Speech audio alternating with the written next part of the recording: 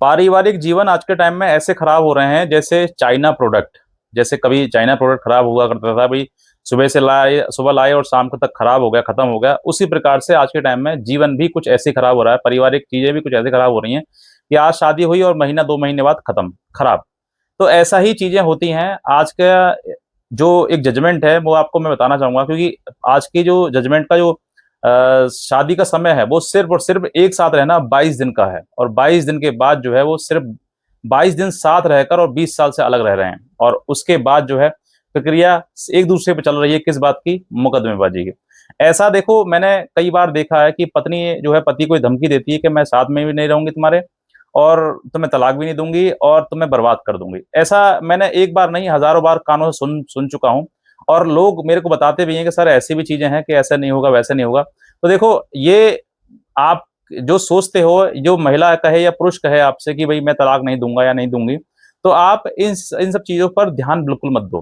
क्योंकि तलाक देना और ना देना ये आप किसी एक व्यक्ति का काम नहीं है, बल्कि ये कोर्ट का काम है। अगर कोर्ट आपकी बातों से, आपके द्वारा कही हुई बातों से सेटिस्फाइड है, आपके द्वारा दिए हुए एविडेंस से सेटिस्फाइड है, तो मैं कहता हूं आपको कोई ताकत नहीं रोक सकती तलाक लेने से।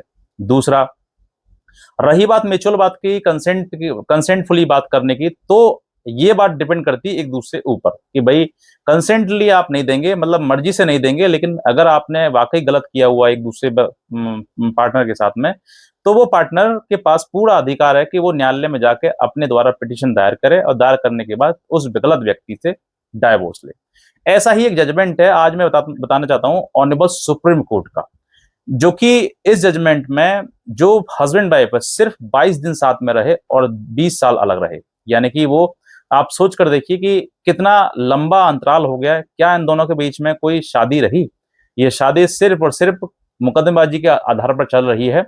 बाकी एक दूसरे से इनका कोई संपर्क नहीं है, कोई संबंध नहीं है, कोई मानसिक जुड़ाव नहीं है, कोई मोह नहीं है।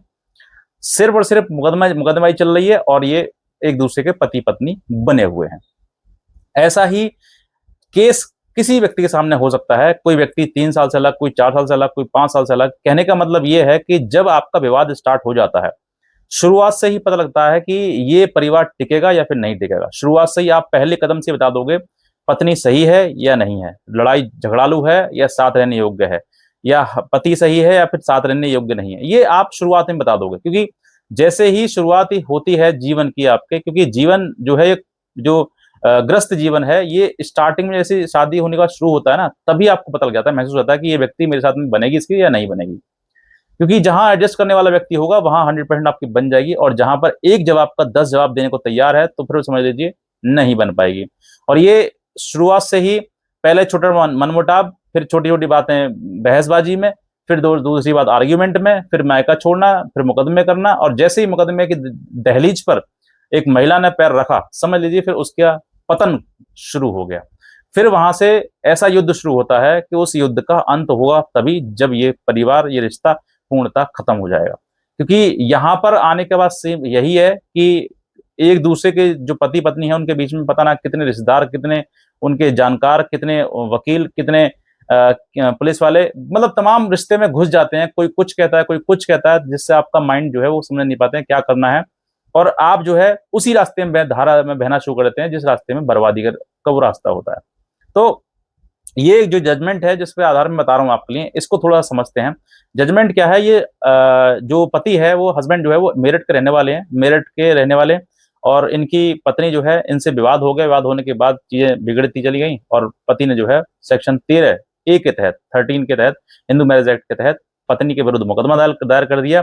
फैमिली कोर्ट के सामने इन्होंने पूरा ट्रायल लड़ा। ट्रायल लड़ने के बाद फैमिली कोर्ट के द्वारा जो, फैमिली कोर्ट के समक्ष जो एविडेंस आए, जो बातें आई, जो आर्गुमेंट आया, उसके आधार पर फैमिली कोर्ट ने जो डाइवोर्स था वो अलाउ कर दिया। यानी कि पति पत्नी को खत्म कर दिया उनका रिश्ता। और जैसे ही रिश्ता खत्म किया, पत्नी को ये सही नहीं लगा, पत्नी ने जो सीधे हाई कोर्ट में उसको फाइल कर दिया कि ये जो लोअर कोर्ट का जो डिसीजन है वो गलत है फैमिली कोर्ट का, और इसको डिसमिस किया जाए।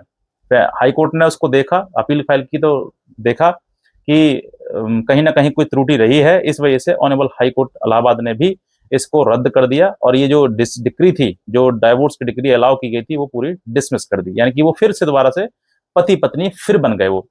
ये बात पति को बिल्कुल सही नहीं लगी और पति ने जो है ऑनरेबल हाई कोर्ट का जो डिसीजन था, निर्णय था, उस निर्णय को फैमिली कोर्ट में, सॉरी, सुप्रीम कोर्ट में जो है उसको चैलेंज कर दिया।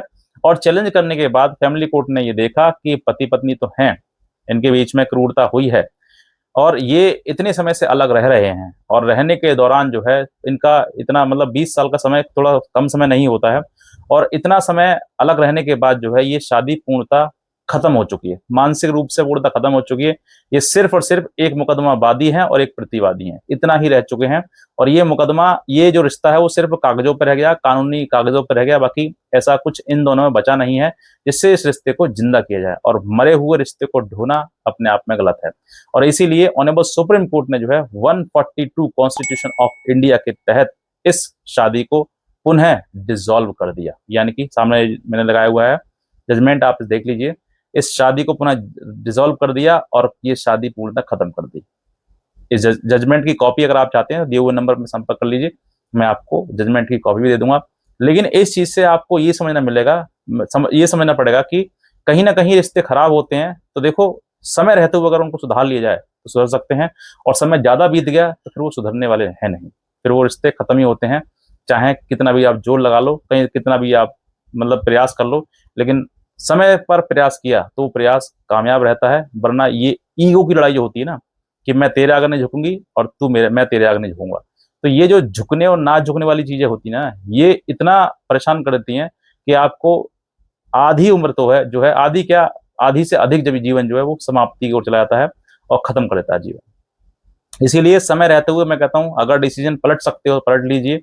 जीवन मन में अगर एक साथ के रहने का है तो रह लीजिए, न अन्यथा इस जजमेंट का आप हवाला देते हुए ऑनरेबल हाई कोर्ट या फिर सॉरी फैमिली कोर्ट में आप पिटीशन दायर करिए, और पिटीशन दायर करने के बाद जो है ये बहुत ही जजमेंट बहुत अच्छा जजमेंट है, क्योंकि ये जो यूपी में जो रहते हैं उनके लिए भी है, और जो यूपी से बाहर मतलब स्टेट से, उत्तर प्रदेश से बाहर रहते हैं उनके लिए भी है। क्योंकि ये जो प्रक्रिया है वो फैमिली कोर्ट मेरठ से शुरू हुई है और इलाहाबाद हाई कोर्ट तक गई, और हाई कोर्ट से फिर सुप्रीम कोर्ट तक गई। यानी कि कहने का मतलब कि पूरे भारतवर्ष के लिए अगर आप कहीं के भी हैं, इस वीडियो को देख रहे हैं और आपको तलाक की जरूरत है, तो इस जजमेंट की आवश्यकता आपको बहुत पड़ेगी, क्योंकि ये जजमेंट आपके लिए बहुत ही अच्छा कारगर है और आपके लिए बेहतरीन है। और जजमेंट की कॉपी चाहिए, दिए हुए नंबर संपर्क करते हैं, मैं आपको जजमेंट की कॉपी भी प्रोवाइड